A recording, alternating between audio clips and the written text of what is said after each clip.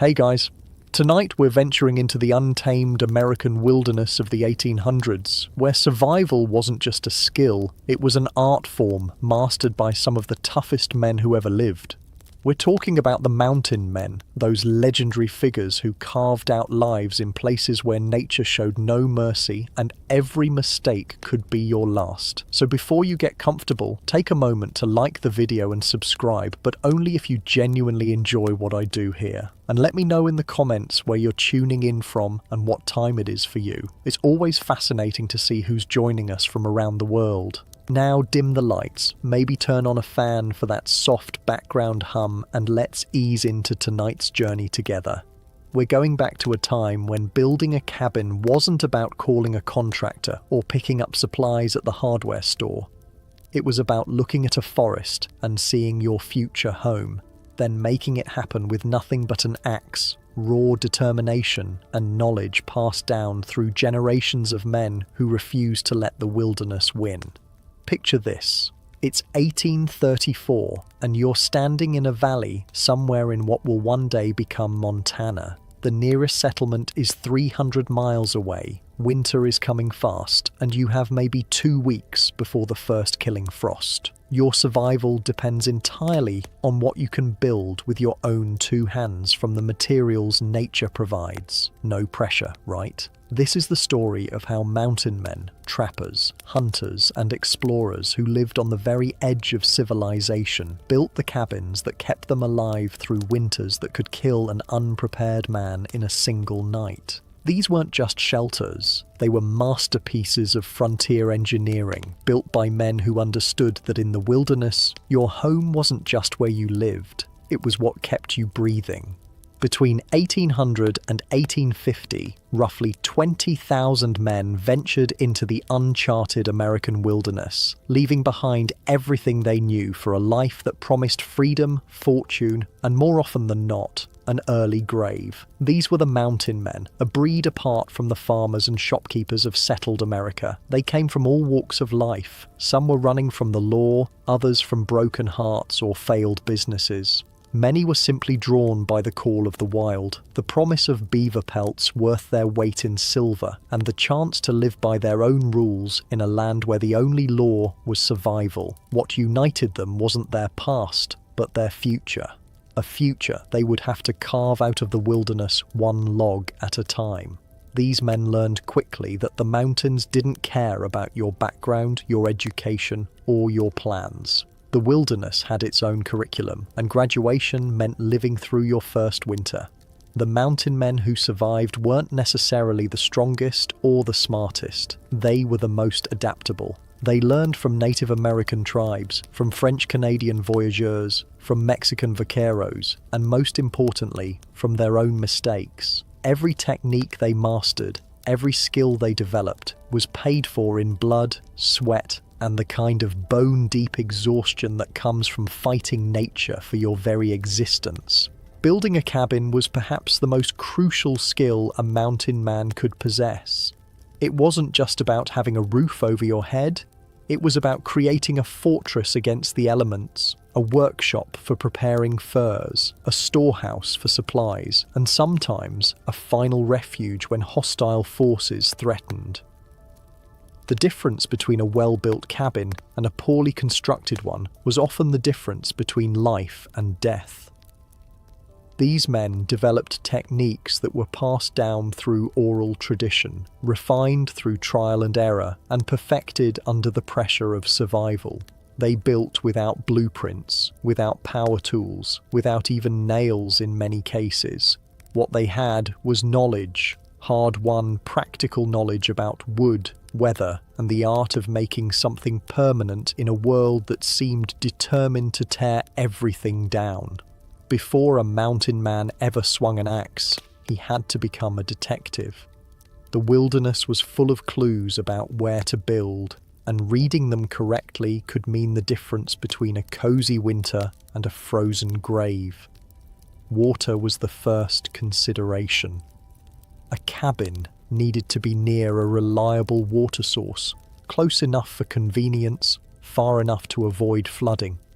Mountain men looked for springs that wouldn't freeze, streams that ran year-round, or at the very least, a location where they could dig a well that wouldn't run dry. They learned to read the landscape, understanding that water flowed downhill and collected in certain areas, creating microclimates that could support both human life and the game they depended on. But water was just the beginning.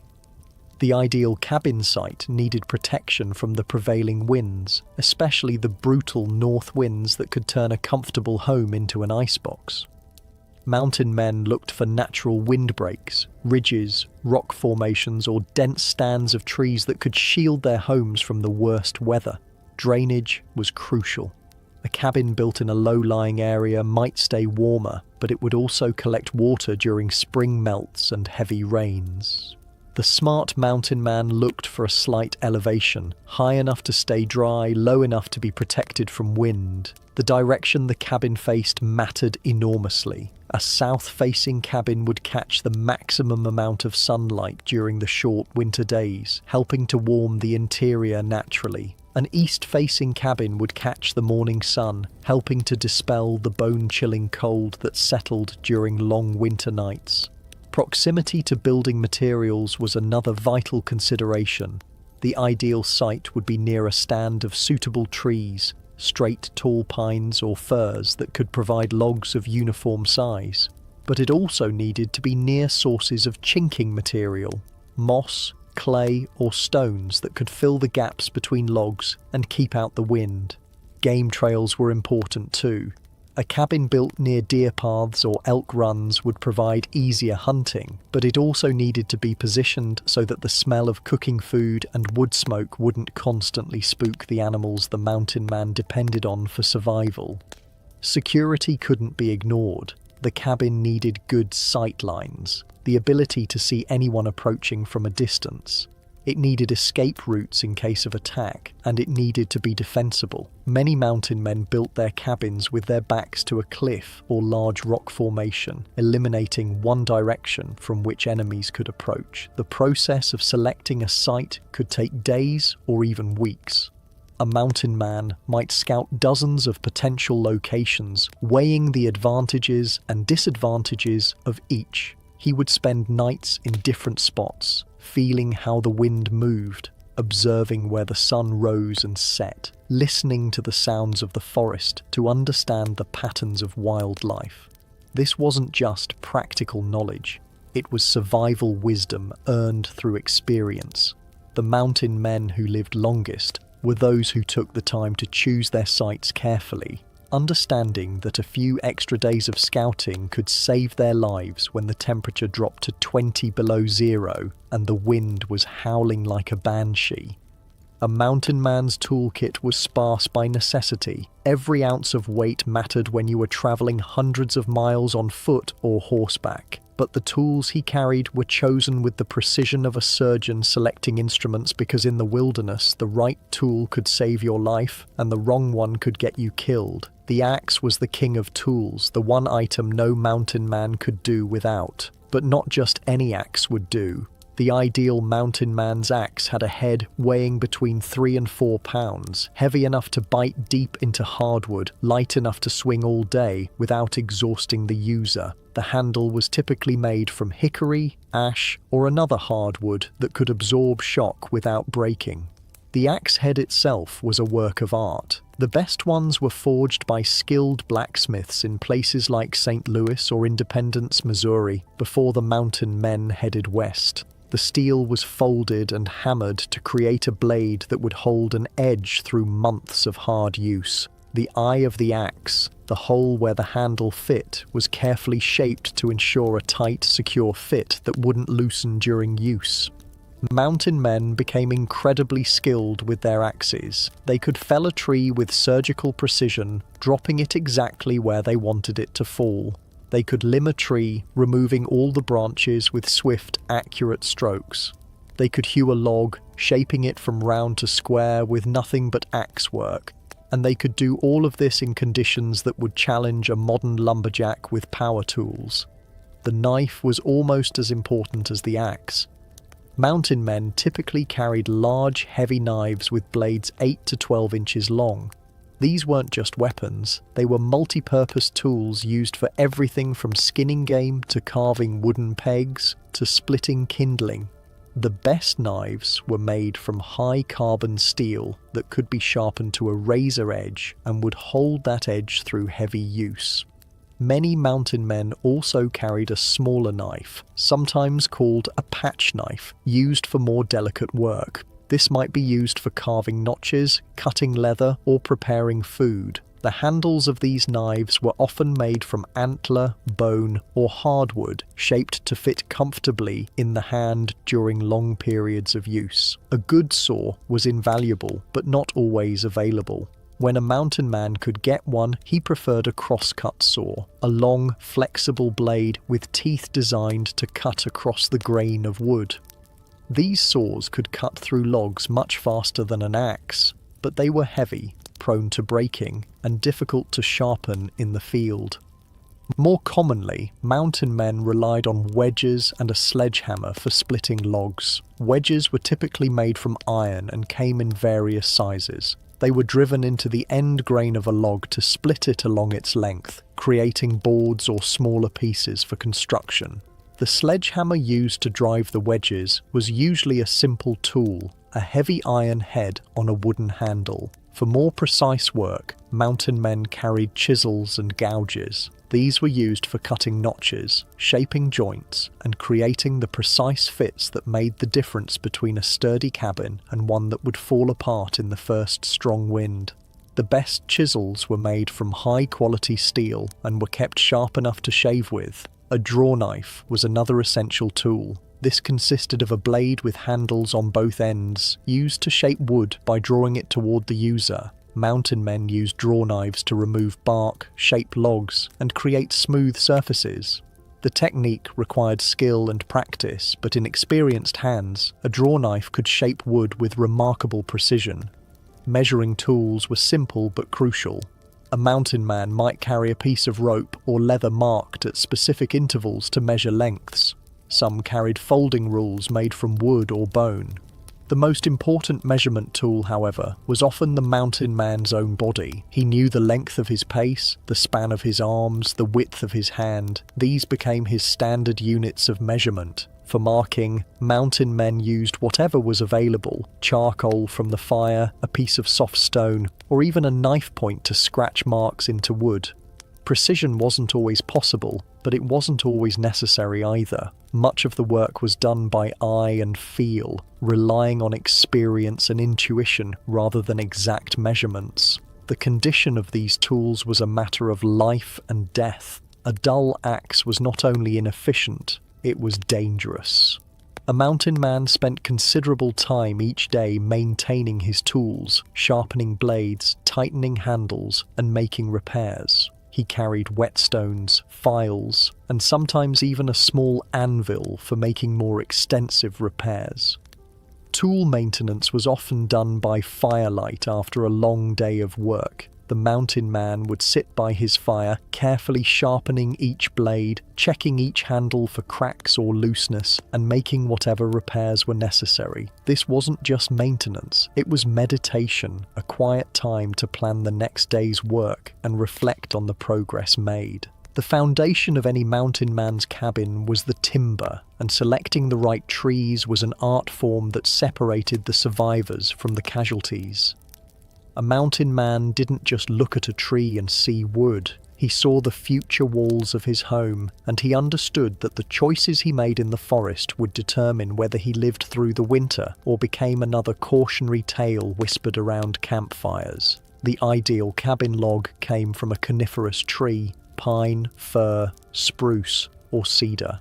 These trees grew straight and tall, had relatively few branches on their lower trunks, and possessed natural properties that made them excellent building materials. Pine was particularly prized because it was relatively lightweight when dry, easy to work with hand tools, and contained natural resins that helped resist rot and insect damage. But not every pine tree was suitable for cabin construction. The mountain man looked for trees that were mature but not ancient, typically between 50 and 100 years old. Younger trees might not have developed the strength and density needed for construction, while older trees might be starting to rot from the inside or might be too large to handle with the limited tools available. The ideal cabin log was straight as an arrow, with minimal taper from bottom to top. A tree that was 2 feet in diameter at the base and still 18 inches at the top 20 feet up was perfect. Trees with excessive taper would create gaps in the cabin walls that would be difficult to seal against wind and weather. Branch pattern was crucial. The best trees for cabin logs had their branches arranged in regular whorls around the trunk, with long sections of clear trunk between branch clusters.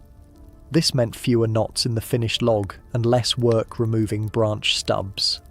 A tree with branches scattered randomly up and down the trunk would create a log full of knots that could weaken the structure and make the log difficult to work with. The mountain man also looked for signs of disease or insect damage. A tree with woodpecker holes might be infested with insects.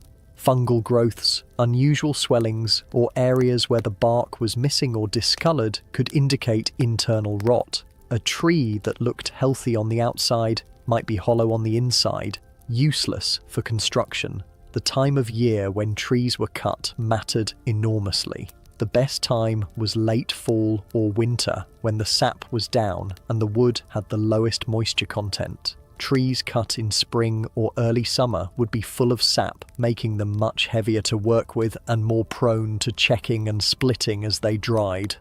Once suitable trees were identified, the process of felling them required both skill and courage. A mountain man typically worked alone, which meant he had to be absolutely certain about where each tree would fall. A mistake could result in a tree falling on the cabin site, on other trees he planned to use, or worst of all, on himself. The felling process began with careful observation of the tree's natural lean, the distribution of its branches, and the direction of the wind. The mountain man would clear an escape route, a path he could take quickly if the tree started to fall in an unexpected direction. He would also clear the area around the base of the tree, removing any obstacles that might interfere with his axe work. The actual felling cut was made in 2 stages. First, a notch was cut on the side of the tree facing the direction he wanted it to fall. This notch, called the face cut, was typically cut to about 1/3 the diameter of the tree. The angle and depth of this cut determined exactly where the tree would fall. The second cut, called the back cut, was made on the opposite side of the tree, slightly higher than the bottom of the face cut. This cut was made slowly and carefully, leaving a small section of uncut wood called the hinge. The hinge controlled the tree's fall, keeping it falling in the intended direction. As the back cut progressed, the tree would begin to lean toward the face cut. The mountain man would listen for the characteristic creaking and cracking sounds that indicated the tree was about to fall. At this point, he would quickly move away along his predetermined escape route, watching the tree fall and making sure it landed where intended. Once the tree was down, the real work began. The branches had to be removed, a process called limbing. This required hundreds of individual axe cuts, each one carefully placed to remove the branch without damaging the trunk. The mountain man worked from the bottom of the tree toward the top, always staying on the uphill side to avoid being struck by branches under tension. After limbing, the tree was bucked, cut into logs of the desired length. For cabin construction, logs were typically cut to lengths of 16 to 24 feet, depending on the size of the cabin being built. Each cut had to be perfectly square to the axis of the log to ensure that the ends would fit properly when the cabin was assembled. The bark was usually left on the logs during the initial construction phase. Bark provided some protection against checking and splitting as the logs dried, and it could be removed later when time permitted. However, some mountain men preferred to remove the bark immediately, believing it reduced the likelihood of insect infestation. Preparing enough logs for a cabin was an enormous undertaking. A typical one-room cabin might require 40 to 60 logs, depending on their diameter and the height of the walls. Each log represented hours of work, locating the right tree, felling it, limbing it, bucking it to length, and moving it to the construction site. The physical demands were staggering. A green log 20 feet long and 18 inches in diameter could weigh well over 1,000 pounds. Moving these logs from where they were cut to the cabin site required ingenuity, determination, and often back-breaking labour that would challenge even the strongest men. Mountain men developed various techniques for moving heavy logs. The simplest method was rolling, using a peavey or cant hook to roll the log along the ground. This worked well on level or downhill terrain, but it was slow and required a clear path free of obstacles. For longer distances or uphill movement, mountain men often used skidding techniques. They might harness a horse or mule to drag the logs, or in the absence of draft animals, they would use a combination of levers, rollers, and sheer human strength. Some mountain men became expert at using the natural contours of the land, rolling logs into creek beds and floating them downstream to the construction site. The most challenging aspect of log preparation was ensuring uniformity. Cabin logs needed to be roughly the same diameter to create level, stable walls. This meant that the mountain man had to be selective, sometimes rejecting perfectly good trees because they didn't match the size of logs he had already prepared. Seasoning the logs, allowing them to dry, was ideally done before construction, but time constraints often made this impossible. Green logs were much heavier and more difficult to work with, but they were also more pliable, making it easier to fit them tightly together. As the logs dried in place, they would shrink and settle, creating an even tighter fit. The mountain man also had to prepare specialized logs for specific purposes. The sill logs, the bottom logs that would rest directly on the foundation, needed to be the straightest and most durable. The plate logs, the top logs that would support the roof, needed to be strong enough to bear the weight of the roof structure. Corner logs needed to be especially straight and uniform to ensure that the corners of the cabin would be square and stable. While a mountain man's cabin might look like it was simply set down on the ground, the reality was far more complex. A proper foundation was the difference between a cabin that would stand for decades and one that would sag, rot, and collapse within a few years. The foundation work began long before the first log was laid. Site preparation started with clearing the building area. This wasn't just a matter of removing trees and brush. It required careful grading to ensure proper drainage and a level building surface. The mountain man would clear an area larger than the cabin footprint, providing working space around the structure and reducing the fire hazard from overhanging branches. Stumps were a particular challenge. Simply cutting trees at ground level left stumps that would interfere with construction and eventually rot, creating soft spots in the foundation. The preferred method was to dig around each stump, cut the major roots, and then use levers and block and tackle systems to pull the stump completely out of the ground. Once the site was cleared, the mountain man had to establish the cabin's footprint, the exact outline where the walls would be built. This was done using simple but effective surveying techniques. Stakes were driven at the corners of the planned cabin, and strings were stretched between them to mark the wall lines. Ensuring that the corners were square was crucial for the structural integrity of the cabin. Mountain men used the 3-4-5 method, measuring 3 units along one wall line, 4 units along the adjacent wall line, and then adjusting the corner until the diagonal distance between these points was exactly 5 units. This ancient geometric principle ensured perfect right angles without the need for sophisticated measuring tools. The foundation itself took several forms, depending on the local conditions and available materials. The simplest foundation was a series of flat stones placed at strategic points under the sill logs. These stones, called piers, elevated the logs off the ground, preventing rot and providing ventilation under the cabin floor. Selecting foundation stones required careful attention to their properties. The ideal foundation stone was flat on top and bottom, large enough to provide stable support and made from a type of rock that wouldn't crack or crumble under the weight of the cabin. Sandstone and limestone were preferred when available, while granite and other igneous rocks were avoided because they were more likely to split when exposed to freeze-thaw cycles. The foundation stones had to be carefully levelled. Using a water level, a simple device consisting of a long tube filled with water, the mountain man could ensure that all the foundation points were at exactly the same elevation. This was crucial because any variation in foundation height would create stress points in the cabin structure that could lead to failure. In areas with rocky soil, the mountain man might excavate shallow trenches and build stone foundations that extended below the frost line.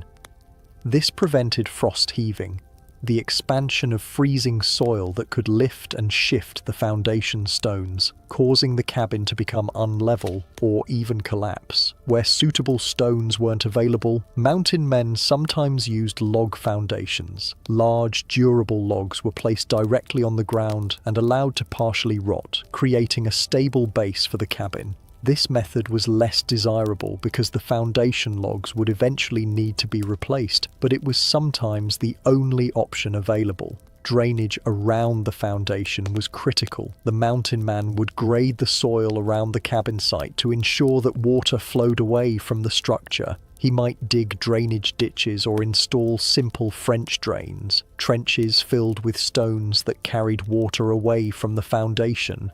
The sill logs, the first logs of the cabin walls, required special preparation. These logs would bear the weight of the entire structure and were most vulnerable to moisture damage because of their proximity to the ground. The mountain man would select his straightest, most durable logs for this purpose, often choosing logs from trees known for their rot resistance, such as cedar or white oak. Before placing the sill logs, the mountain man would often treat them with whatever preservatives were available. Pine tar, if it could be obtained, was an excellent wood preservative. Some mountain men charred the bottom surfaces of their sill logs, creating a layer of carbon that resisted rot and insect damage. The sill logs were notched to fit over the foundation stones, creating a stable connection between the foundation and the cabin structure.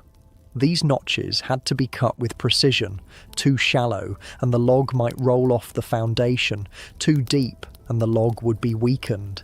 Leveling the sill logs was a painstaking process that required constant checking and adjustment.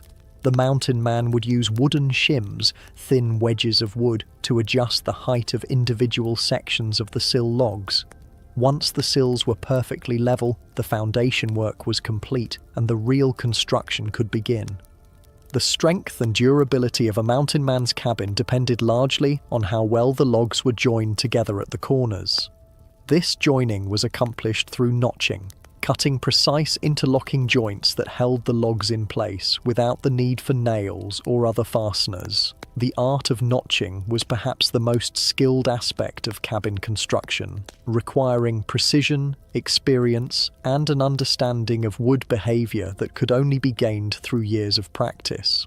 The most common notching technique used by mountain men was the saddle notch, also known as the round notch. This method involved cutting a curved depression in the bottom of each log that would cradle the log beneath it.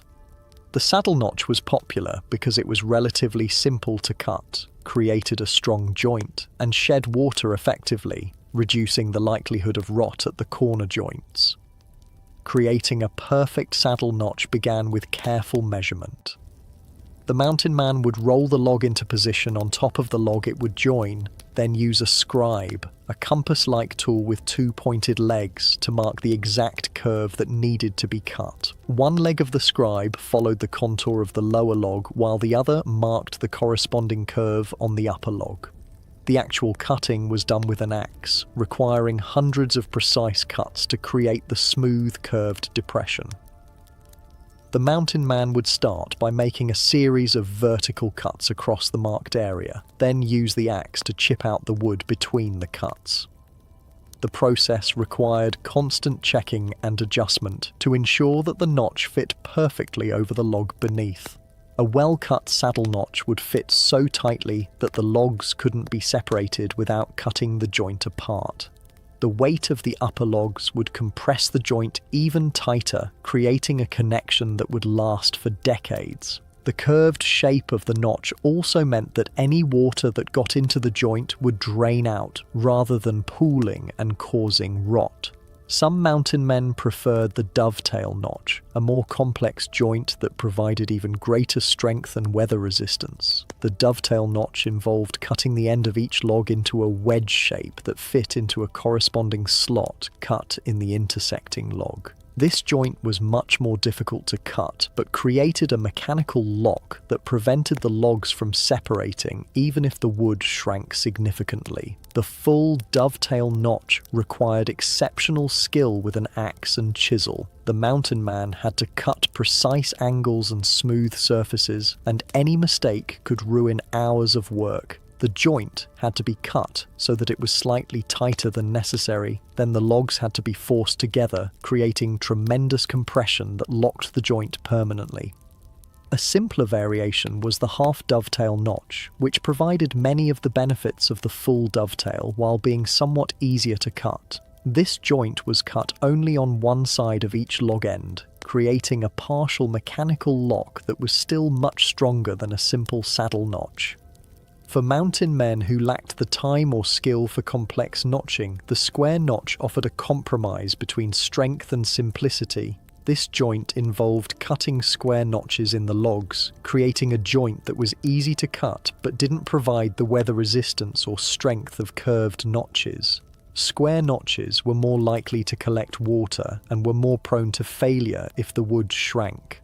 The lock notch was another variation that some mountain men used. This joint involved cutting a rectangular notch in one log and a corresponding projection on the intersecting log. The projection was slightly larger than the notch, so the logs had to be driven together with considerable force. Once assembled, the joint was extremely strong and resistant to separation. Regardless of the notching technique used, precision was crucial. A poorly cut notch would create gaps in the cabin walls that would be difficult to seal against wind and weather. It would also create stress concentrations that could cause the logs to split or the joint to fail under load. The mountain man would test fit each joint multiple times during the cutting process, making small adjustments until the fit was perfect. This process couldn't be rushed. A single mistake could ruin a log that represented hours of work to prepare. The tools used for notching were simple but had to be kept in perfect condition. A sharp axe was essential for the rough cutting, while chisels and gouges were used for fine-tuning the fit. The mountain man would constantly sharpen his tools during the notching process, understanding that dull tools not only made the work harder, but also increased the likelihood of mistakes. Weather conditions affected notching work significantly. Cold weather made the wood harder and more brittle, increasing the likelihood of splitting. Hot weather could cause the wood to expand, making joints that fit perfectly in the morning too tight by afternoon. The experienced mountain man learned to work with these conditions, adjusting his techniques based on the temperature and humidity. The notching process was also affected by the characteristics of the individual logs. Logs with knots near the ends required special care to prevent splitting. Logs that were slightly curved had to be oriented carefully to ensure that the curve didn't interfere with the joint. Green logs were easier to cut, but more likely to shrink and loosen the joints as they dried. With the foundation complete and the first logs notched and ready, the mountain man faced one of the most physically demanding aspects of cabin construction: raising the walls. This process required not only tremendous physical strength, but also careful planning and precise execution.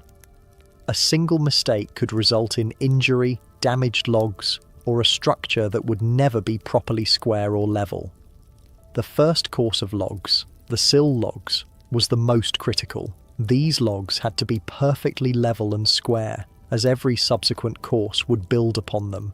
Any error at this stage would be magnified as the walls rose, potentially creating a cabin that was unusable. The mountain man would begin by carefully positioning the first sill log on its foundation stones. Using a water level and wooden shims, he would adjust the log until it was perfectly horizontal. The second sill log was then positioned perpendicular to the first, and the corner notch was carefully fitted. This process continued until all 4 sill logs were in place, creating a rectangular frame that was level, square, and solidly supported. Raising subsequent courses became progressively more difficult as the walls grew higher. A single log 20 feet long and 18 inches in diameter could weigh over 1,000 pounds, and lifting it to shoulder height or above required ingenuity and mechanical advantage. The most common method for raising heavy logs was the use of skids, long straight poles that were leaned against the growing wall to create ramps. The logs could then be rolled up these ramps using peavies, cant hooks, or simple rope and pulley systems. This method was slow but relatively safe when done carefully. For particularly heavy logs or when working alone, the mountain man might use a more elaborate system of levers and fulcrums. By positioning a long lever under one end of a log and using a fulcrum point, he could lift tremendous weights with relatively little effort. The log could then be supported with blocks while the lever was repositioned for the next lift. Some mountain men became expert at using the natural elasticity of wood to help raise logs. A long, flexible pole could be bent down and secured, then used like a spring to help lift heavy logs. This technique required considerable skill and experience to use safely.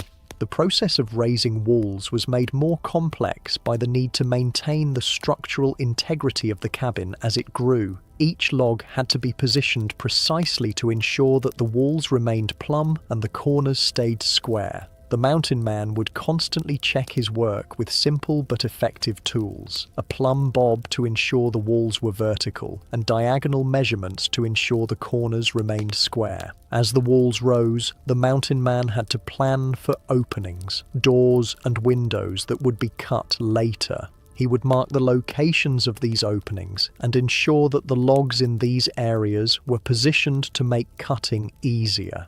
Some mountain men would leave gaps between logs in door and window areas, while others preferred to cut the openings after the walls were complete. The weight of the accumulating logs created tremendous compression in the lower courses, helping to lock the notched joints tightly together. However, this same compression made it increasingly difficult to position the upper logs precisely. The mountain man had to work quickly once a log was in position, as the weight of subsequent logs would make adjustments impossible. Chinking, filling the gaps between logs, was often done as the walls were raised, though some mountain men preferred to complete the entire structure before beginning the chinking process. Early chinking helped stabilize the structure and provided some weather protection during construction. The materials used for chinking varied depending on what was available locally. Clay mixed with grass or moss was common, as was a mixture of mud and animal hair. Some mountain men used thin pieces of wood called chink logs to fill the larger gaps, then sealed the remaining spaces with clay or moss. The top course of logs, called the plate logs, required special attention. These logs would support the roof structure and had to be strong enough to bear the weight of the roof and any snow load. The mountain man would select his best logs for this purpose and would often notch them to receive the roof beams. Wall height was determined by practical considerations. Higher walls provided more interior space and better protection from snow drifts, but they also required more logs and more labour to construct. Most mountain men built walls that were 7 to 8 feet high, tall enough to provide adequate headroom, but not so tall as to be wasteful of materials or labour. The process of raising walls was exhausting work that could take weeks to complete. The mountain man would typically work from dawn to dusk, taking breaks only when absolutely necessary. The physical demands were enormous, lifting, rolling, and positioning logs that weighed hundreds of pounds each, all while maintaining the precision necessary for a sound structure. Weather was a constant concern during wall construction. Rain could make the logs slippery and dangerous to handle, while wind could interfere with the precise positioning required for good joints. Snow and cold weather made the work even more difficult, but often the mountain man had no choice but to continue working regardless of conditions. Once the walls of the cabin reached their full height, the mountain man faced the challenge of creating a roof that would protect him from rain, snow, and wind, while being strong enough to support heavy snow loads and resist the powerful storms that swept through the mountains. The roof was perhaps the most critical element of the cabin's weather protection system, and its design and construction required careful planning and skilled execution. The most common roof design used by mountain men was the simple gable roof, two sloping surfaces that met at a ridgeline running the length of the cabin. This design was relatively easy to construct, shed water and snow effectively, and provided good interior space. The slope of the roof was typically quite steep, often rising 1 foot for every foot of horizontal distance to ensure that snow would slide off rather than accumulating to dangerous levels. The roof structure began with the ridge beam, a long straight log that ran along the peak of the roof and supported the upper ends of the rafters. Selecting the right log for the ridge beam was crucial, as it had to be strong enough to support the entire roof structure without sagging. The mountain man would choose a log that was straight, sound, and large enough to bear the load, typically at least 12 inches in diameter for a cabin 20 feet long. Installing the ridge beam was one of the most challenging aspects of roof construction. The beam had to be lifted to the top of the walls and positioned precisely along the center line of the cabin. This was usually accomplished using a combination of ramps, levers, and block and tackle systems. Some mountain men would construct temporary scaffolding from smaller logs to support the ridge beam during installation.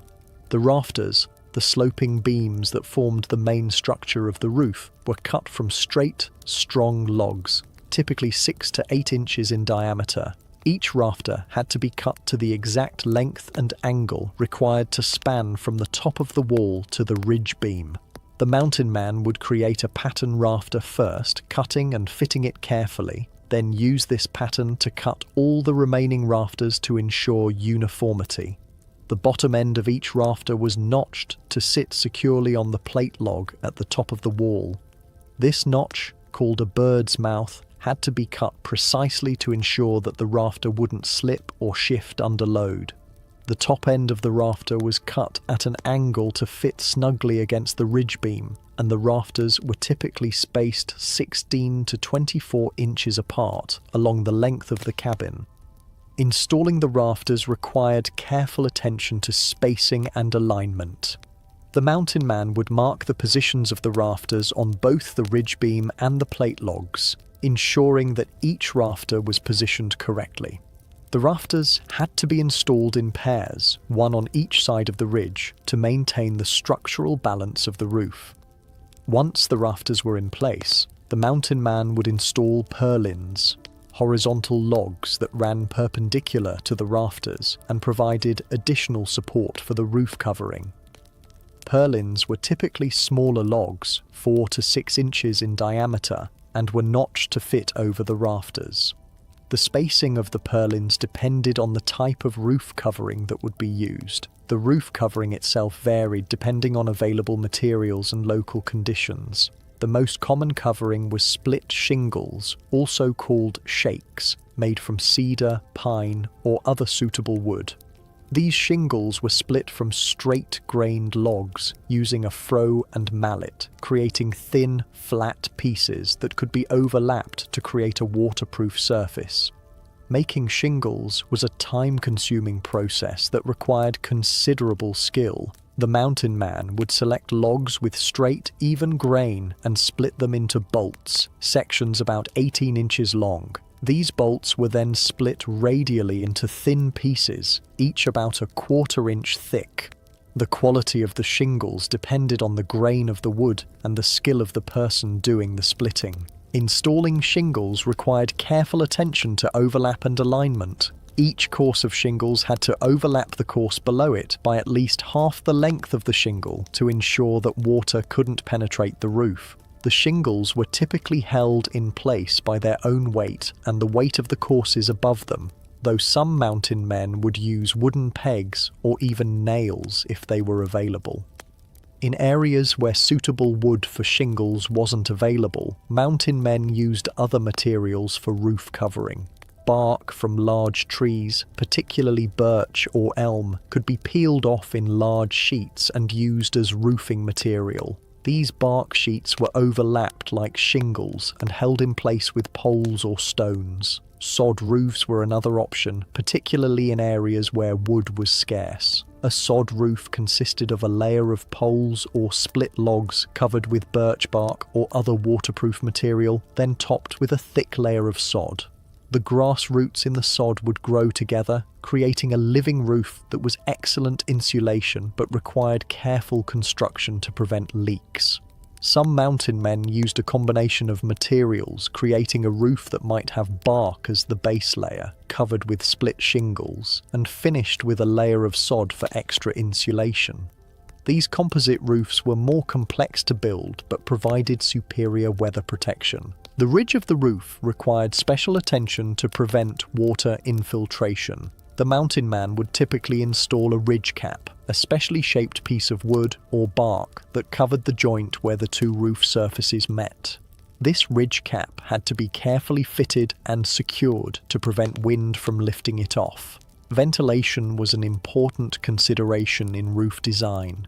Without proper ventilation, moisture from cooking and breathing would condense on the underside of the roof, leading to rot and structural problems. The mountain man would often leave small gaps at the ridge or install simple vents to allow air circulation. The roof also had to accommodate the chimney, which required cutting an opening and installing flashing to prevent water infiltration.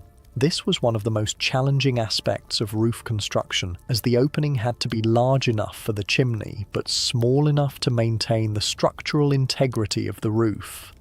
Snow load was a critical consideration in mountain regions. The roof had to be strong enough to support several feet of snow without collapsing, and steep enough to shed snow before it accumulated to dangerous levels. The mountain man would often reinforce the roof structure with additional purlins or braces in areas where heavy snow loads were expected. Maintenance of the roof was an ongoing concern. Shingles would split, warp, or blow off in storms and had to be replaced regularly. The mountain man would typically keep a supply of spare shingles and would inspect and repair the roof each spring and fall. The fireplace and chimney system was the heart of the mountain man's cabin, providing not only heat for warmth, but also the means for cooking food, drying clothes, and creating light during the long winter nights. Building a functional, safe fireplace and chimney required knowledge of masonry, understanding of fire behavior, and access to suitable materials. A poorly constructed fireplace could fill the cabin with smoke, fail to provide adequate heat, or even burn the entire structure down. The construction of the fireplace began with the foundation, which had to be substantial enough to support the weight of the stone or clay structure. The fireplace foundation was typically built from large, flat stones laid in courses and mortared together with clay mixed with grass or animal hair. This foundation extended below the frost line to prevent heaving and was usually built wider than the fireplace itself to provide a stable base. The firebox, the chamber where the fire actually burned, was the most critical part of the fireplace design. It had to be large enough to accommodate the logs that would be burned, but not so large that it would be difficult to heat effectively. The typical mountain man's firebox was about 3 feet wide, 2 feet deep, and 2 to 3 feet high. The walls of the firebox were built from flat stones carefully fitted together and mortared with clay. The back wall was often built with a slight forward slope to reflect heat into the room, and the side walls were angled slightly inward to help focus the heat. The floor of the firebox was paved with flat stones that could withstand the intense heat of the fire. The throat of the fireplace, the opening between the firebox and the chimney, was perhaps the most critical dimension in the entire system. If the throat was too large, the fireplace would draw poorly and smoke would enter the room. If it was too small, the fireplace wouldn't draw at all. The ideal throat was about 1/10 the area of the fireplace opening, and it was typically about 8 inches wide and 4 inches deep for a standard-sized fireplace. Above the throat, the mountain man would construct a smoke chamber, a pyramidal space that allowed the smoke to slow down and cool before entering the chimney proper. The smoke chamber was built with sloping walls that gradually reduced the cross-sectional area from the throat to the chimney flue. The chimney itself was built from stones mortared with clay, and it had to be tall enough to create adequate draft while being strong enough to withstand wind loads and thermal stresses. The interior of the chimney was lined with flat stones to create a smooth surface that would allow smoke to flow freely. The cross-sectional area of the chimney flue was typically about 1/12 the area of the fireplace opening. Building the chimney required careful attention to keeping it plumb and maintaining consistent dimensions throughout its height. The mountain man would use a plumb bob and simple measuring tools to ensure that the chimney was straight and that the flue maintained the proper size. Any irregularities in the chimney could cause poor draft or dangerous backdrafts. The top of the chimney required special attention to prevent rain from entering while still allowing smoke to escape freely. Some mountain men built simple caps from flat stones, while others created more elaborate designs that would shed rain while improving the chimney's draft characteristics. The mortar used in fireplace and chimney construction was typically made from local clay mixed with sand, grass, or animal hair to improve its strength and durability. The mountain man would test different clay deposits to find one that would harden properly and resist the thermal stresses of repeated heating and cooling. Fire safety was a constant concern during construction and use. The fireplace had to be built far enough from combustible materials to prevent accidental fires, and the chimney had to be constructed so that it wouldn't ignite the roof or walls. Many mountain men would coat the interior walls of their cabins near the fireplace with clay to provide additional fire protection. The hearth, the area in front of the fireplace, was typically paved with flat stones and extended several feet into the room to catch sparks and provide a safe area for tending the fire. The hearth also served as a work surface for cooking and other activities that required heat. Cooking facilities were often integrated into the fireplace design. The mountain man might build in a bake oven, a domed chamber beside the main firebox that could be heated with coals and used for baking bread or roasting meat. Pot hooks and cranes were installed to hold cooking pots over the fire, and sometimes a simple grill was built into the firebox for cooking meat directly over the coals. The damper, a device to control the flow of air through the chimney, was a luxury that few mountain men could afford, but some would create simple dampers from flat stones that could be positioned to partially block the throat of the fireplace. This allowed better control of the fire and reduced heat loss when the fireplace wasn't in use. Maintenance of the fireplace and chimney was crucial for safe operation. The mountain man would regularly clean out accumulated ash and soot, inspect the mortar joints for cracks, and repair any damage that might allow smoke to escape into the cabin or create a fire hazard. The efficiency of the fireplace system was always a concern, as fuel was often scarce and difficult to obtain. The mountain man would experiment with different fire-building techniques, learn to bank fires to maintain heat overnight, and develop methods for extracting the maximum heat from each piece of wood burned. After the major structural elements of the cabin were complete, the mountain man turned his attention to the details that would make the structure truly livable. Doors and windows were not just conveniences, they were critical elements that affected the cabin's security, weather resistance, and interior comfort. The construction of these features required different skills and techniques from the heavy timber work of the walls and roof. The door was typically the first opening to be cut and finished, as it provided access to the cabin during the remaining construction work. The location of the door was carefully chosen to provide good visibility of the surrounding area while being protected from the prevailing winds. Most mountain men positioned their doors on the south or east side of the cabin to take advantage of solar heating and morning light. Cutting the door opening required careful planning and precise execution. The mountain man would mark the outline of the door on the completed wall, typically making it about 3 feet wide and 6.5 feet high, large enough for easy passage but not so large as to weaken the wall structure significantly. The cutting was done with a saw if one was available, or more commonly with an axe and chisel. The process of cutting through the log wall was laborious and had to be done carefully to prevent the logs from splitting beyond the intended opening. The mountain man would typically cut from both sides of the wall, meeting in the middle, and would support the logs above the opening with temporary bracing to prevent sagging. Once the opening was cut, the mountain man would install a door frame made from split or hewn lumber. This frame had to be perfectly square and plumb, as any irregularities would prevent the door from closing properly. The frame was typically mortised into the logs above and below the opening and was secured with wooden pegs or, if available, iron nails. The door itself was usually constructed from split planks held together with wooden battens, horizontal strips that were attached to the back of the door to prevent the planks from warping or separating. The planks were typically cut from straight-grained wood and were fitted tightly together to minimize gaps that would allow cold air to enter. Hinges were a challenge, as iron hardware was expensive and difficult to obtain. Many mountain men made their own hinges from leather, creating flexible joints that allowed the door to swing while being durable enough for daily use. Wooden hinges were another option, though they required more skill to construct and were more prone to wear.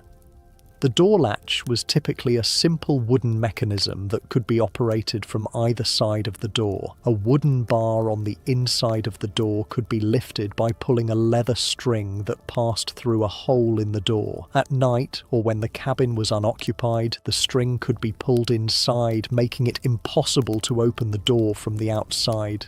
Windows were more complex to construct than doors, and were often omitted entirely from the simplest cabins.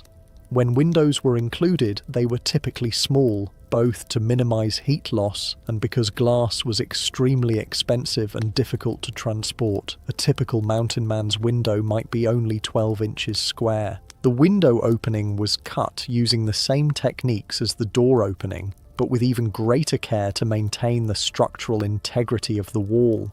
The window frame was constructed from carefully fitted pieces of wood and was designed to hold whatever glazing material was available. Glass was the preferred glazing material, but was rarely available to mountain men. More commonly, windows were covered with oiled paper, thin sheets of mica, or scraped animal hide that had been treated to make it translucent.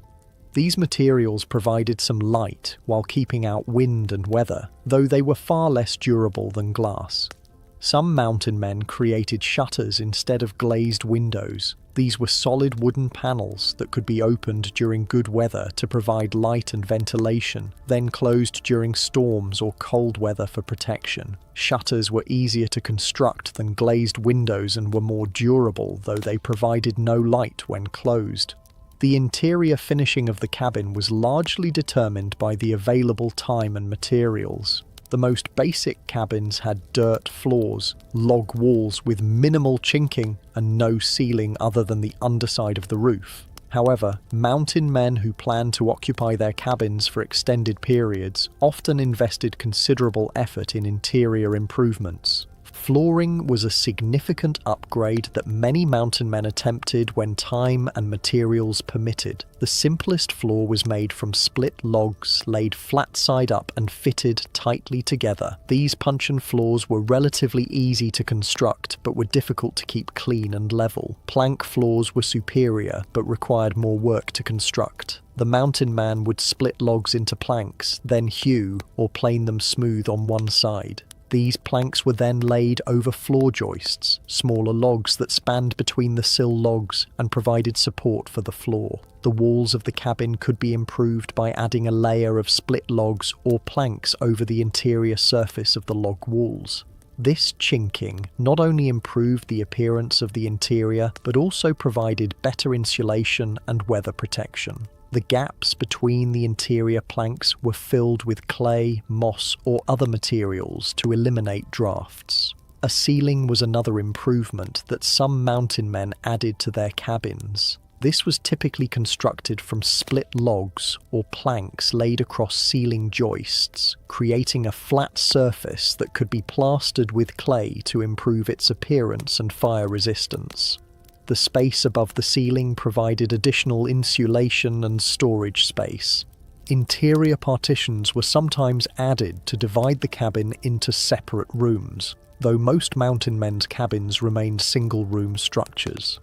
When partitions were built, they were typically constructed from split logs or planks and were not load-bearing. They simply divided the space without supporting any structural loads. Furniture was usually built in rather than freestanding, as it was more efficient to construct furniture as part of the cabin structure. Bunks were built into the walls, tables were supported by posts driven into the floor, and shelves were constructed between the wall logs. This built-in furniture was sturdy, space-efficient, and couldn't be lost or damaged during moves. Storage was a critical consideration in the small space of a mountain man's cabin. Every available space was utilized. Areas under bunks, spaces between wall logs, and the area above the ceiling, if one was installed. The mountain man would construct boxes, shelves, and compartments to organize his possessions and supplies. Lighting was provided primarily by the fireplace, though some mountain men made simple oil lamps from hollowed-out stones or pieces of wood. Candles were a luxury that few could afford, and windows provided light only during daylight hours. The final details of interior finishing included items like pegs for hanging clothes and equipment, simple furniture like stools and benches, and whatever decorative touches the mountain man felt were worth the effort. These details transformed the cabin from a mere shelter into a home. The difference between a cabin that provided comfortable shelter and one that was barely habitable often came down to the quality of its insulation and weatherproofing. Mountain men understood that keeping out wind, moisture, and cold was just as important as having solid walls and a sound roof.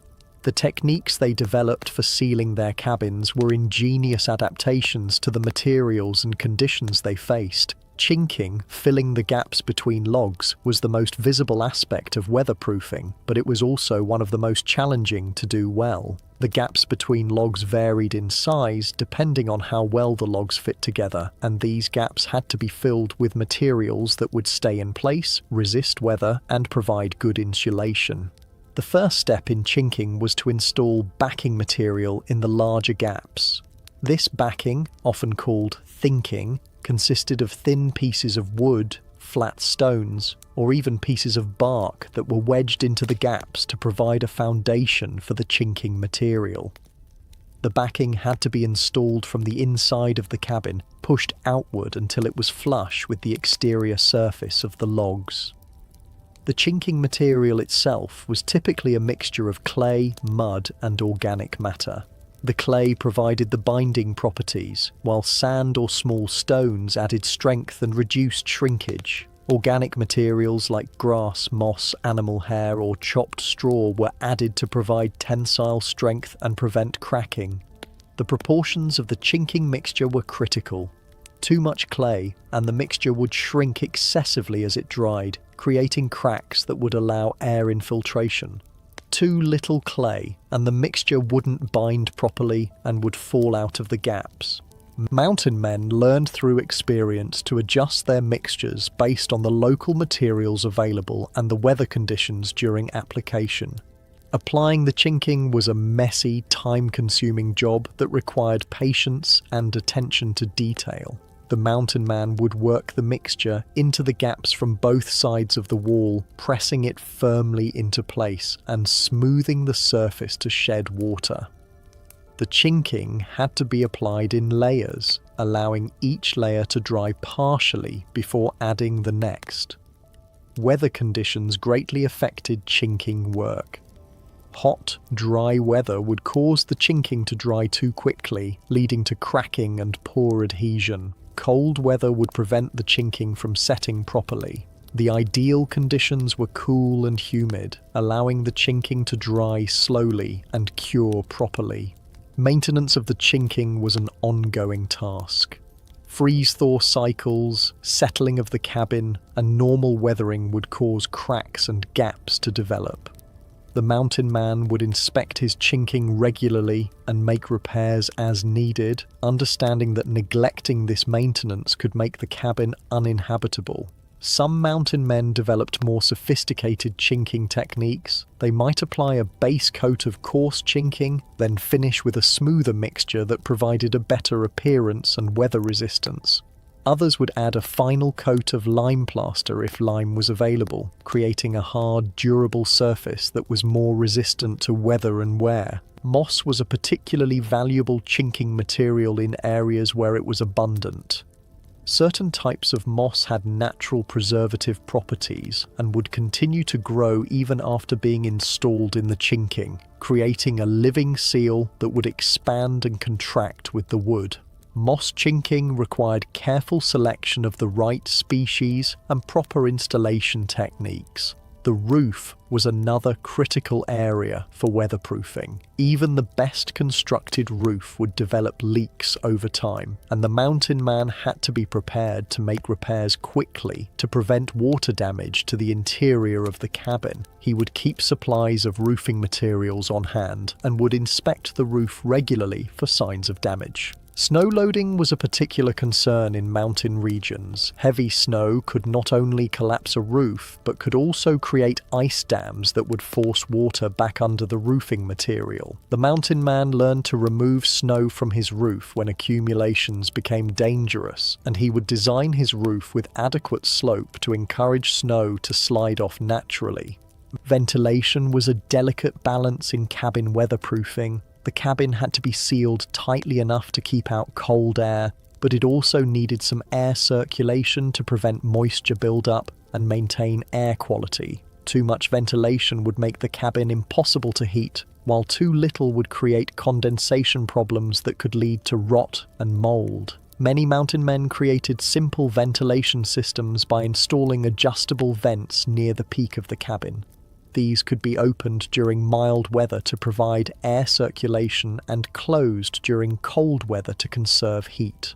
The vents were typically covered with hinged flaps that could be operated from inside the cabin. Floor insulation was often overlooked but was important for comfort and energy efficiency. Cold air would infiltrate through gaps in the floor, and the ground beneath the cabin would conduct heat away from the interior. Some mountain men would bank earth or snow around the foundation of their cabins to reduce air infiltration, while others would install skirting made from split logs or bark. Interior vapor barriers were not well understood by mountain men, but some accidentally created effective moisture control systems. A layer of bark or hide on the interior walls could serve as a vapor barrier, preventing moisture from the interior air from penetrating into the wall system, where it could cause rot. Caulking around doors and windows was done with whatever materials were available. Strips of leather, twisted rope, or even rags could be used to seal gaps around these openings.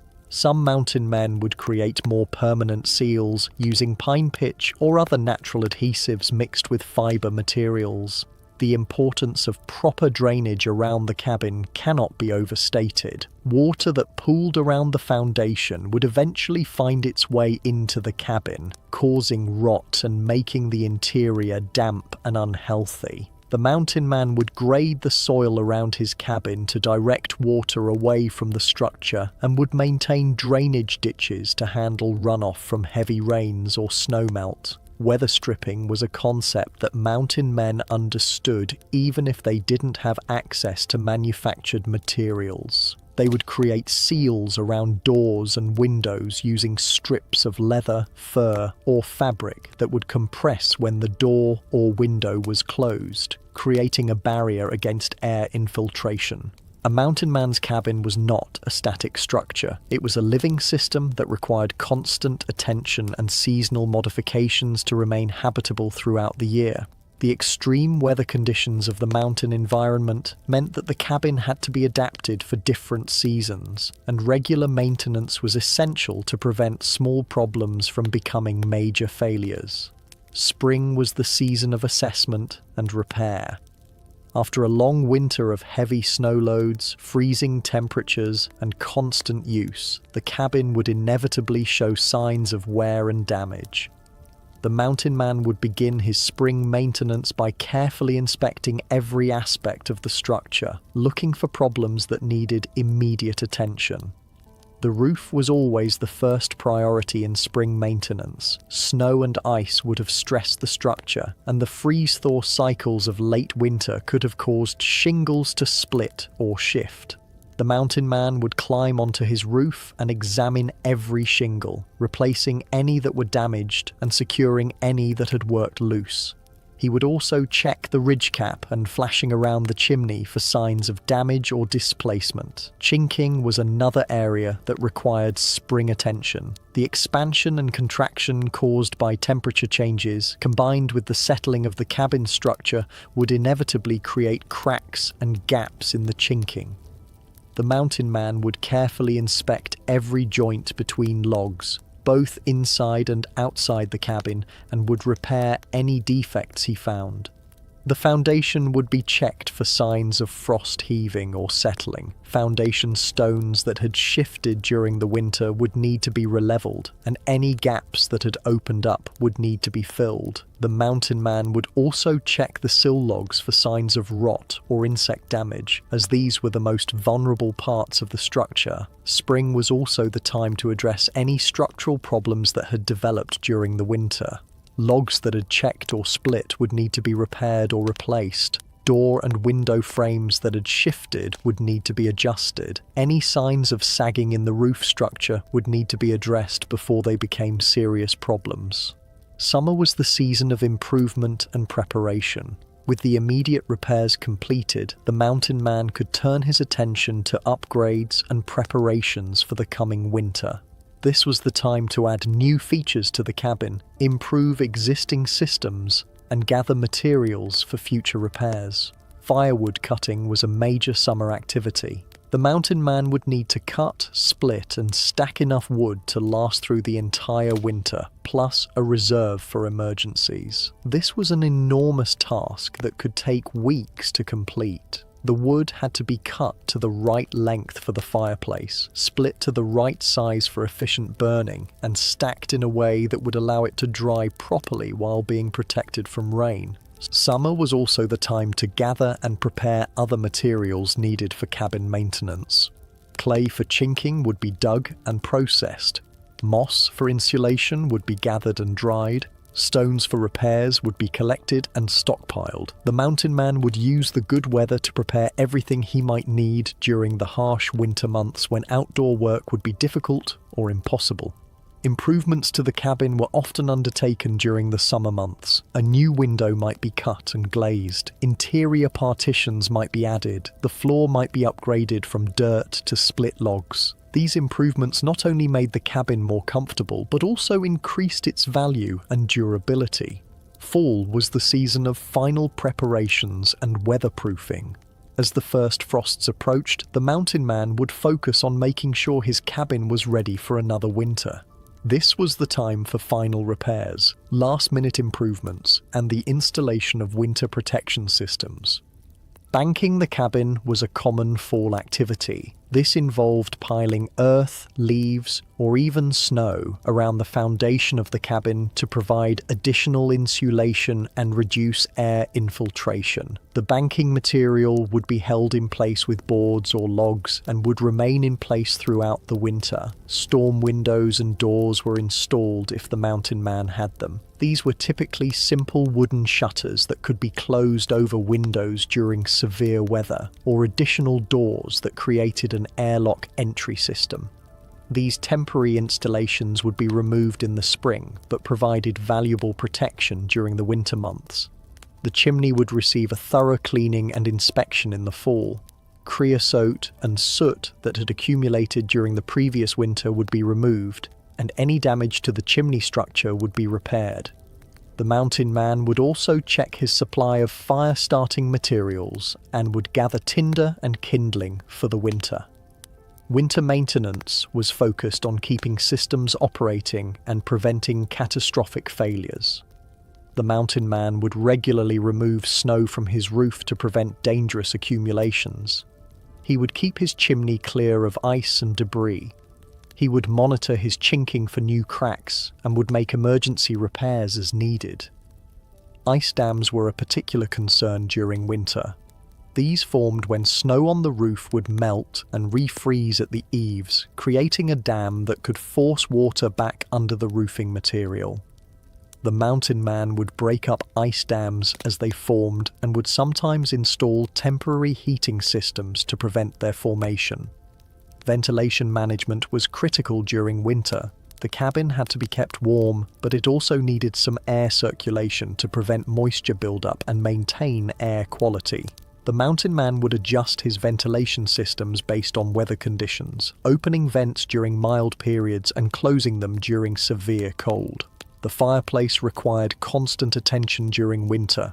Ashes had to be removed regularly to maintain efficient burning. The fire had to be banked properly each night to ensure it would restart easily in the morning. Fuel had to be brought in from the woodpile and dried near the fire before use.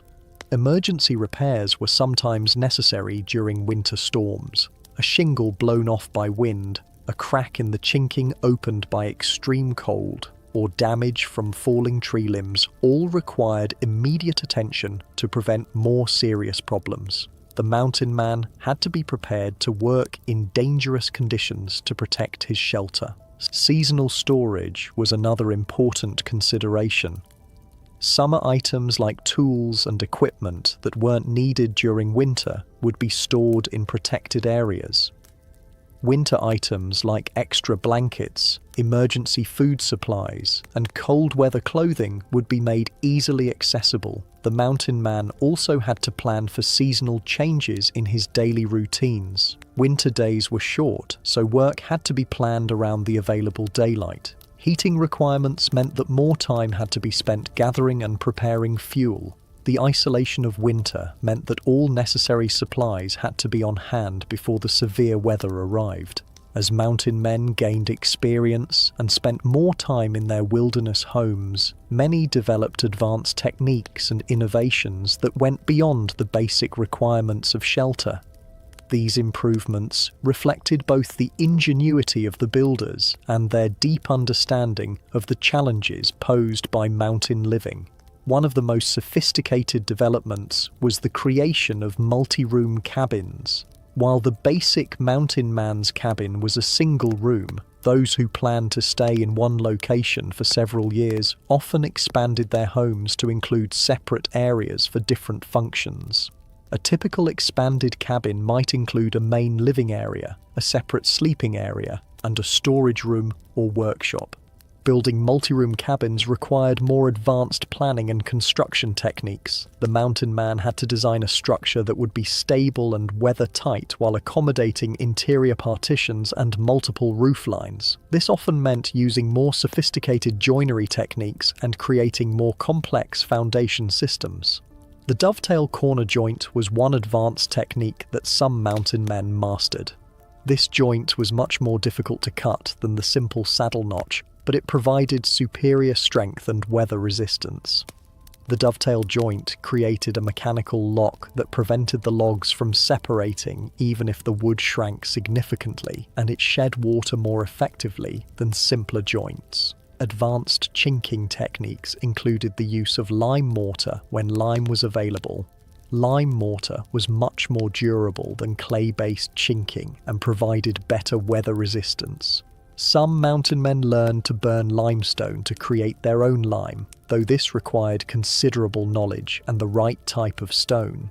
Sophisticated fireplace designs included features like bake ovens, warming chambers, and improved draft systems. A bake oven was a separate chamber built into the fireplace structure that could be heated with coals and used for baking bread or roasting meat. Warming chambers were spaces above or beside the fireplace where food could be kept warm or clothes could be dried. Some mountain men developed ingenious heating systems that distributed heat more effectively throughout their cabins. These might include heat exchangers that captured waste heat from the chimney, or systems of ducts that carried warm air from the fireplace to other parts of the cabin.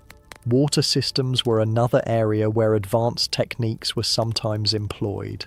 Some mountain men dug wells or developed spring systems that brought water directly to their cabins. Others created simple plumbing systems using hollowed-out logs or bark tubes to carry water from a source to the cabin.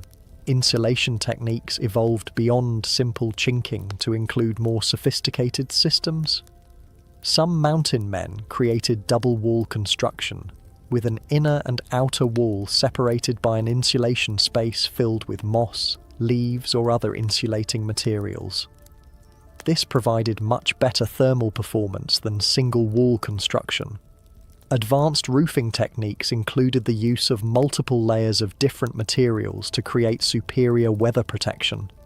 A sophisticated roof might have a base layer of bark covered with split shingles and topped with a layer of sod for insulation. These composite roofs were more complex to build but provided excellent protection from weather. Some mountain men developed innovative solutions to specific problems they encountered.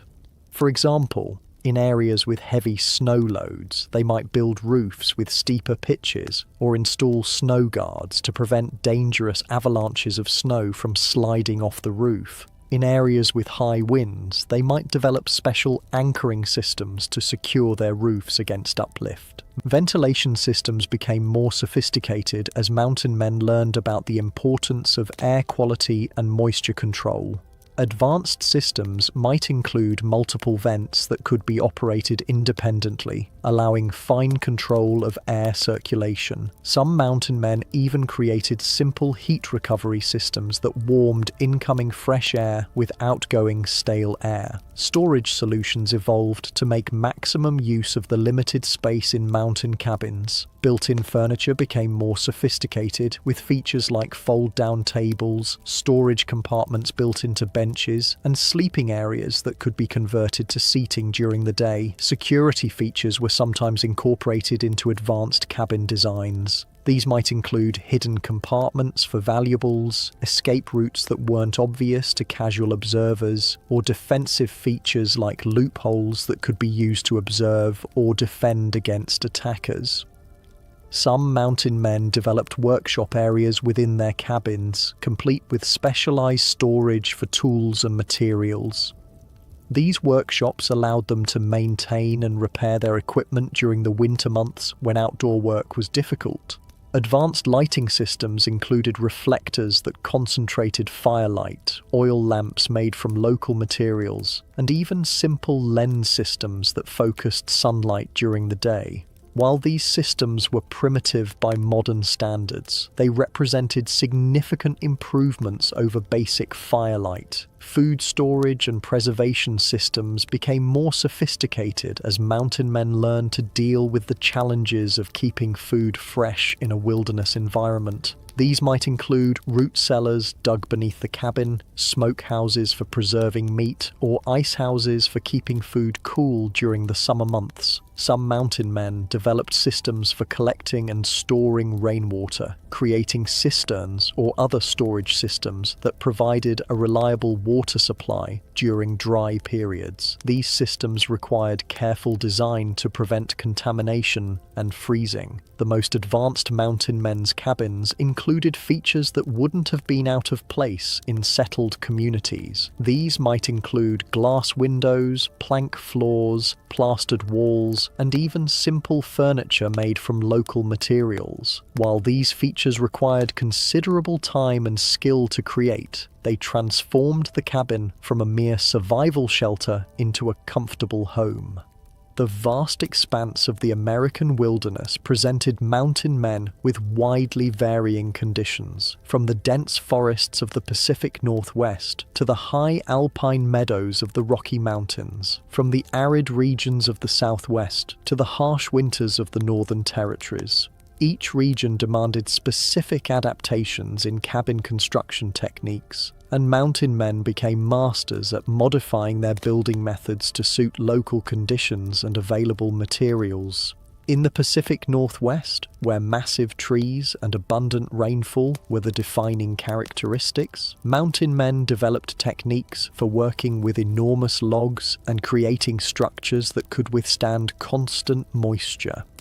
The Douglas fir and cedar trees of this region could grow to tremendous sizes, providing logs that were far larger than anything available in other parts of the continent. Working with these giant logs required different techniques and tools. The mountain man might use fire to help fell the largest trees, burning through the base while controlling the fire to prevent it from spreading. Once down, these massive logs were often too large to move in their entirety, so they would be split or hewn to more manageable sizes before being transported to the building site. The constant moisture of the Pacific Northwest created unique challenges for cabin construction. Rot was a constant threat, so mountain men in this region became expert at selecting the most rot-resistant species and treating their logs to prevent decay. Cedar was particularly prized for its natural resistance to moisture and insects, and many cabins in this region were built entirely from cedar logs.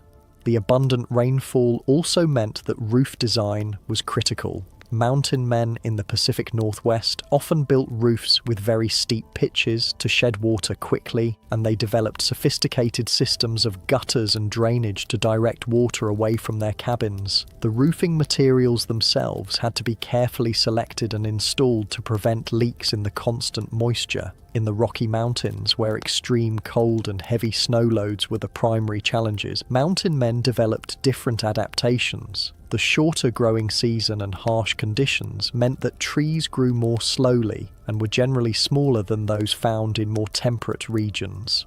This required different construction techniques that could work with smaller logs while still creating strong, weather-resistant structures.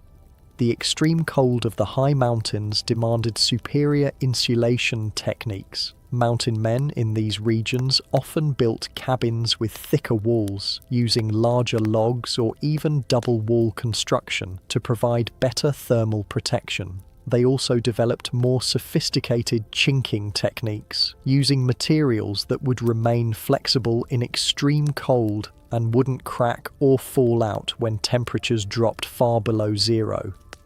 Snow loads in the high mountains could be enormous, with accumulations of 10 feet or more not uncommon. This required roof structures that were much stronger than those needed in other regions. Mountain men learned to build roofs with steeper pitches and stronger framing systems, and they often incorporated features like snow guards to prevent dangerous avalanches of snow from sliding off their roofs. The short growing season in mountain regions also affected the availability of chinking materials. Clay might be frozen for much of the year, and organic materials like moss and grass had a very short growing season. Mountain men in these regions learned to gather and stockpile chinking materials during the brief summer months, and they developed techniques for storing these materials so they would remain usable throughout the long winter. In the arid regions of the Southwest, where water was scarce and temperatures could be extreme in both directions, mountain men faced entirely different challenges. The lack of large trees meant that traditional log construction was often impossible, so alternative building techniques had to be developed. Adobe construction became common in these regions, with mountain men learning to make bricks from local clay and building walls that were thick enough to provide thermal mass for temperature control. These adobe structures were often combined with log construction where suitable timber was available, creating hybrid buildings that took advantage of the best properties of both materials. The extreme temperature variations of desert regions required different approaches to insulation and ventilation. Cabins had to be designed to stay cool during the blazing heat of summer, while still providing warmth during cold winter nights. This often meant incorporating features like thick walls, small windows, and sophisticated ventilation systems that could be adjusted for different seasons. Water conservation was critical in arid regions, and mountain men developed ingenious systems for collecting and storing the limited precipitation that fell. Roof systems were designed to channel every drop of rainwater into storage cisterns, and these systems had to be carefully maintained to prevent contamination and evaporation. In the Northern Territories, where the growing season was extremely short and winter temperatures could drop to 50 degrees below zero or lower, mountain men faced perhaps the most extreme building challenges on the continent. The permafrost that characterized much of this region meant that traditional foundation techniques wouldn't work, and alternative methods had to be developed. Building on permafrost required techniques that wouldn't disturb the frozen ground and cause it to melt and shift. Mountain men learned to build foundations that distributed the weight of the cabin over a large area, preventing the heat from the cabin from melting the permafrost beneath it. This often meant using techniques borrowed from indigenous peoples who had been building in these conditions for thousands of years. The extreme cold of the northern regions also required superior heating systems. A single fireplace might not be adequate to heat a cabin when outside temperatures dropped to 40 or 50 below zero. Mountain men in these regions often built multiple heating systems or developed more efficient fireplace designs that could extract more heat from their limited fuel supplies. The short summer season in the far north meant that all construction work had to be completed in a very limited time window.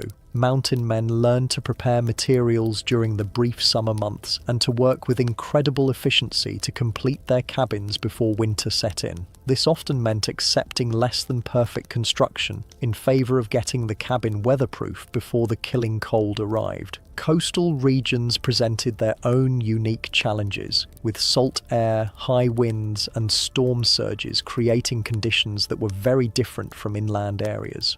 Mountain men building near the coast had to deal with the corrosive effects of salt air on their tools and building materials, and they had to design structures that could withstand the powerful winds that came off the ocean. The high humidity of coastal regions created different challenges for wood preservation and drying. Logs might take much longer to season in the humid coastal air, and the constant moisture could promote rot and insect infestation. Mountain men in these regions learned to select species that were naturally resistant to these conditions and develop techniques for protecting their structures from the harsh coastal environment. Storm resistance was critical in coastal areas where powerful winds and driving rain could destroy poorly constructed buildings.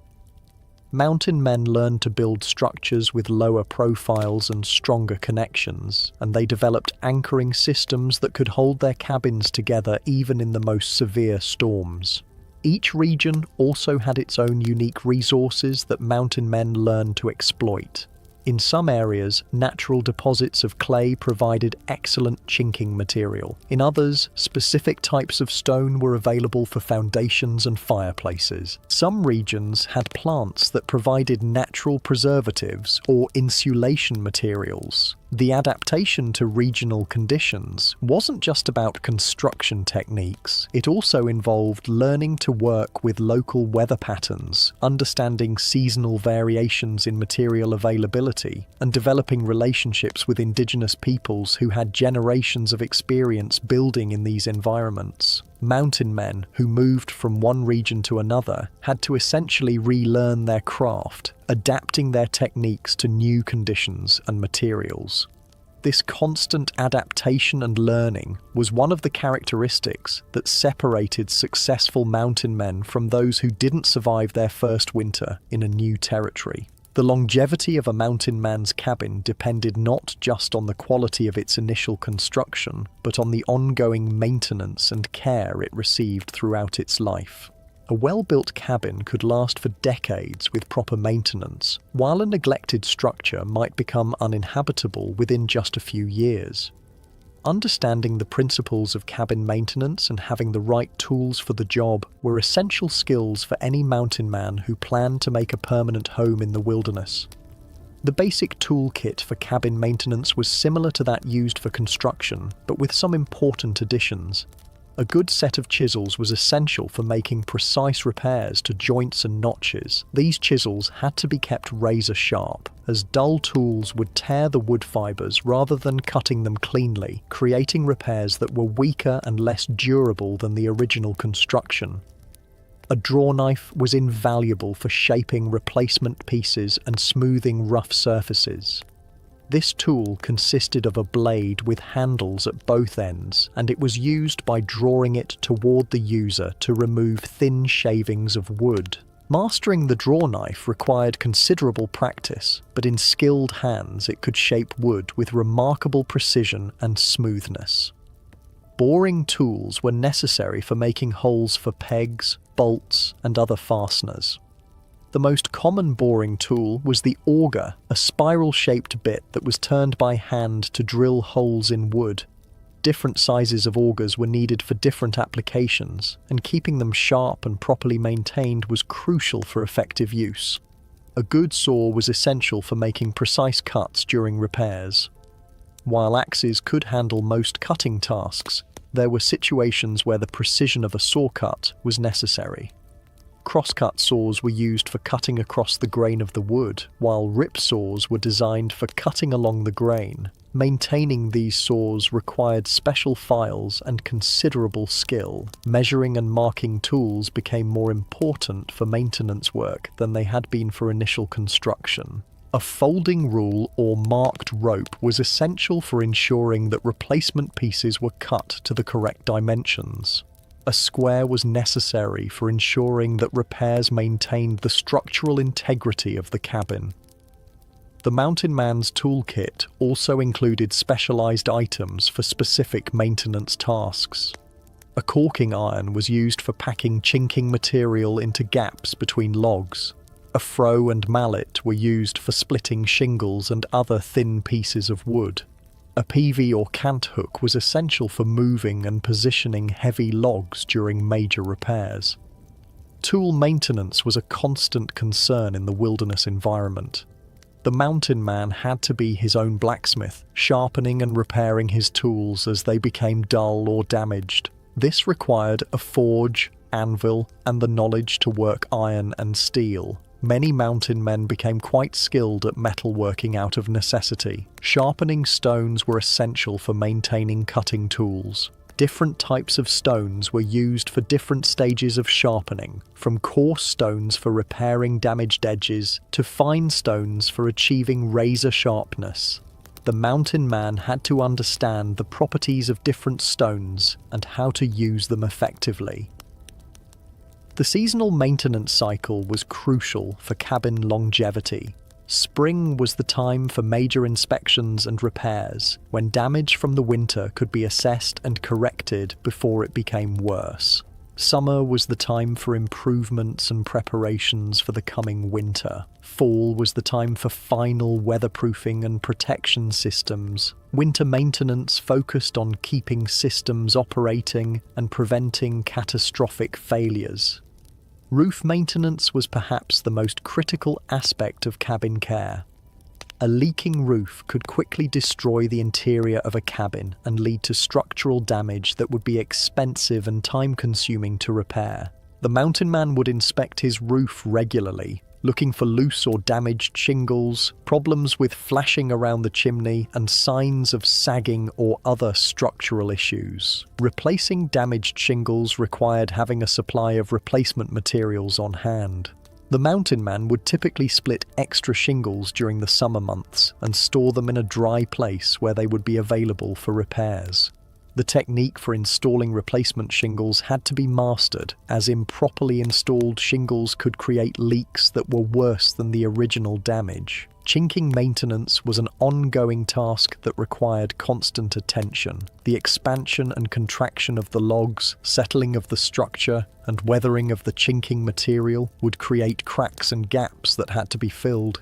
The mountain man would inspect his chinking regularly and make repairs as soon as problems were detected. The materials for chinking repairs had to be prepared and stored for use when needed. Clay had to be dug and processed during the summer months when it was workable.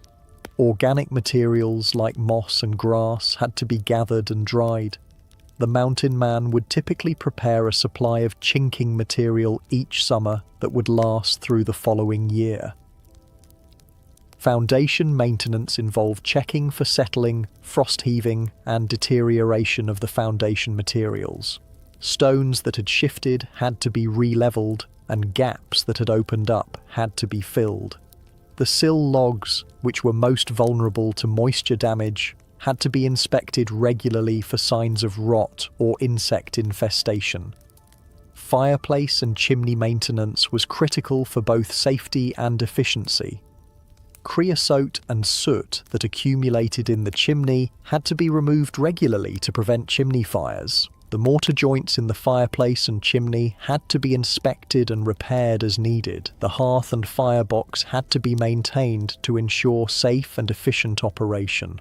Door and window maintenance involved checking the operation of hinges and latches, inspecting the frames for damage, and ensuring that the weather stripping was in good condition. Doors and windows that didn't close properly would allow cold air to enter the cabin, making it difficult to heat and uncomfortable to occupy. The interior of the cabin also required regular maintenance. Floors had to be kept clean and level, and damaged boards had to be replaced. Walls had to be inspected for damage, and interior chinking had to be maintained. Built-in furniture had to be kept in good repair to remain functional. Pest control was an important aspect of cabin maintenance. Insects, rodents, and other pests could cause significant damage to a cabin if they weren't controlled. The mountain man had to understand the habits of local pests and develop strategies for preventing infestations and dealing with problems when they occurred. Preventive maintenance was always more effective and less expensive than reactive repairs. The mountain man who took the time to inspect his cabin regularly and make small repairs as needed would have a structure that lasted much longer and required less major work than one who waited until problems became serious before addressing them. Record keeping, while not common among mountain men, could be valuable for tracking maintenance needs and planning future work. A simple log of repairs and improvements could help identify recurring problems and plan for seasonal maintenance needs. The investment in proper maintenance was significant, but it was far less than the cost of rebuilding a cabin that had been allowed to deteriorate. A mountain man who took care of his cabin could expect it to provide comfortable shelter for many years, while one who neglected maintenance might find himself starting over from scratch after just a few seasons. The cabin building techniques developed by mountain men didn't disappear when the fur trade ended and the frontier moved on. These methods, refined through years of trial and error in some of the harshest conditions on Earth, became the foundation for much of the log construction that followed in the American West. The knowledge passed from mountain men to settlers, from settlers to homesteaders, and eventually evolved into the log home industry that exists today. The basic principles that mountain men discovered, the importance of proper site selection, the techniques for joining logs at corners, the methods for weatherproofing and insulation, remain valid today. Modern log home builders still use many of the same techniques, though they've been refined and improved with better tools and materials. The saddle notch, perfected by countless mountain men working with hand tools, is still one of the most popular corner joints used in log construction. The dovetail joint, which required exceptional skill to cut by hand, is now produced with precision using modern machinery, but the basic design remains unchanged from what mountain men developed 2 centuries ago. The understanding of wood behavior that mountain men developed through necessity is now codified in engineering manuals and building codes. The knowledge of how logs shrink and settle, how to account for this movement in the design, and how to create structures that remain tight and weatherproof as they age, all trace back to lessons learned in wilderness cabins.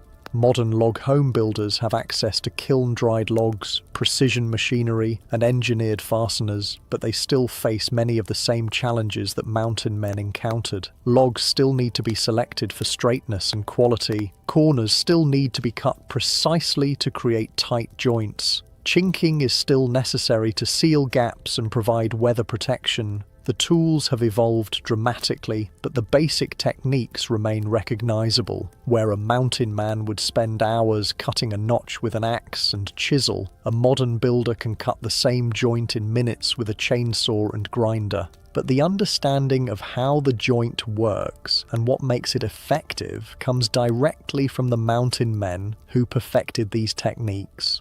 The regional variations that mountain men developed in response to local conditions have also influenced modern construction. The steep-pitched roofs developed for heavy snow loads, the thick walls designed for extreme cold, and the specialized foundations for difficult soil conditions all have their counterparts in modern building practices. Perhaps most importantly, the mountain men's approach to problem solving, their willingness to experiment, adapt, and innovate in response to challenging conditions, continues to influence builders today. The spirit of making do with available materials, of finding creative solutions to difficult problems, and of building structures that will last despite harsh conditions, all trace back to the mountain men's legacy. The environmental awareness that mountain men developed, their understanding of how buildings interact with their natural surroundings, has become increasingly important in modern construction. The principles of passive solar design, natural ventilation, and working with rather than against natural forces were all understood and applied by mountain men long before they became formal design principles. The craftsmanship standards that mountain men developed, born from the knowledge that their lives depended on the quality of their work, continue to influence builders who take pride in their craft. The attention to detail, the understanding of materials, and the commitment to building structures that will last all reflect values that were essential for survival in the wilderness. The mountain men's cabins also represent an important chapter in American architectural history. These structures, built by men with limited formal education using only hand tools and local materials, demonstrate a level of skill and understanding that rivals the work of trained craftsmen. They represent a uniquely American approach to building, one that emphasized practicality, durability, and adaptation to local conditions. Many of the cabins built by mountain men have survived to the present day, testament to the quality of their construction and the effectiveness of their techniques. These structures serve as museums and historical sites, allowing modern visitors to experience firsthand the living conditions of the men who opened the American West. The preservation of these historic cabins has become an important part of maintaining our connection to this period of American history. Organizations dedicated to historic preservation work to maintain and restore mountain men's cabins, ensuring that future generations can learn from these examples of frontier craftsmanship. The techniques developed by mountain men have also influenced other forms of construction beyond log buildings. The understanding of how to work with natural materials, how to create strong joints without manufactured fasteners, and how to build structures that are in harmony with their environment all have applications in modern sustainable building practices. The mountain men's approach to resource conservation, born from necessity in an environment where waste could mean death, has lessons for modern builders concerned with environmental impact. The use of local materials, the minimization of waste, and the creation of durable structures that wouldn't need frequent replacement all reflect principles that are increasingly important in contemporary construction. The educational value of studying mountain men's building techniques extends beyond construction methods to broader lessons about human adaptability and ingenuity. These men faced challenges that would overwhelm most modern people, yet they not only survived but created comfortable homes using nothing but their knowledge, skills, and determination. The social aspects of mountain men's building practices also offer insights into community cooperation and mutual aid. While mountain men are often portrayed as rugged individualists, the reality was that cabin building frequently involved cooperation between neighbors. The tradition of barn raising and house raising that became common in rural America has its roots in the mutual assistance that mountain men provided to each other. The economic lessons from mountain men's building practices are also relevant today. These men understood the true cost of construction, not just in terms of money, but in terms of time, labor, and materials. They made decisions based on long-term value rather than short-term convenience, creating structures that provided decades of service with minimal ongoing costs. The mountain men's understanding of the relationship between shelter and survival has implications for modern emergency preparedness and disaster response. Their techniques for creating habitable structures quickly using minimal resources could be valuable in situations where conventional construction methods aren't available. The psychological aspects of creating a home in the wilderness also offer insights into human nature and the importance of shelter for mental as well as physical well-being. Mountain men understood that their cabins weren't just protection from the elements, they were symbols of civilization and order in a chaotic and dangerous world. The mountain men's legacy lives on in the thousands of people who choose to build log homes today, seeking a connection to this simpler way of life. While modern log homes may have all the conveniences of contemporary living, they still embody the same basic principles that mountain men discovered: the beauty of natural materials, the satisfaction of creating something with your own hands, and the comfort of a home that's built to last. The skills that mountain men developed are still taught today in workshops and schools dedicated to traditional building techniques. These programs help preserve not just the technical knowledge, but also the values and attitudes that made mountain men successful builders. Students learn not just how to cut a notch or seal a log a wall, but how to think like a craftsman and take pride in quality work. The influence of mountain men's building techniques can be seen in the broader movement towards sustainable and environmentally responsible construction. The principles they developed, using local materials, minimizing environmental impact, creating durable structures, and working in harmony with natural systems, are all central to modern green building practices.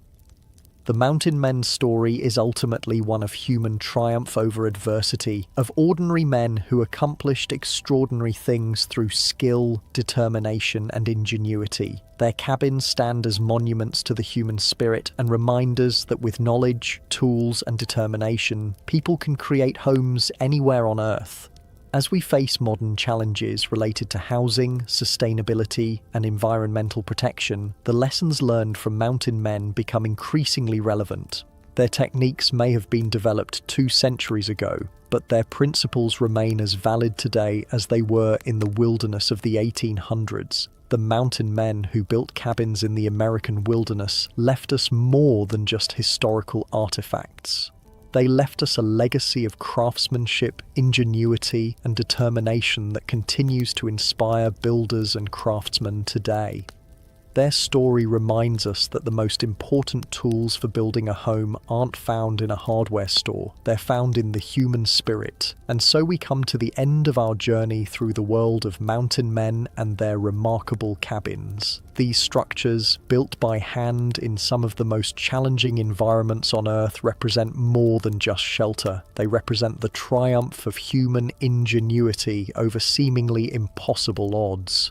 The next time you see a log cabin, whether it's a historic structure or a modern home, remember the mountain men who perfected these techniques. remember the countless hours of back-breaking labor, the ingenuity required to solve problems with limited resources, and the determination needed to create a home in the wilderness. Their legacy lives on not just in the buildings they created, but in the spirit of craftsmanship and self-reliance they embodied.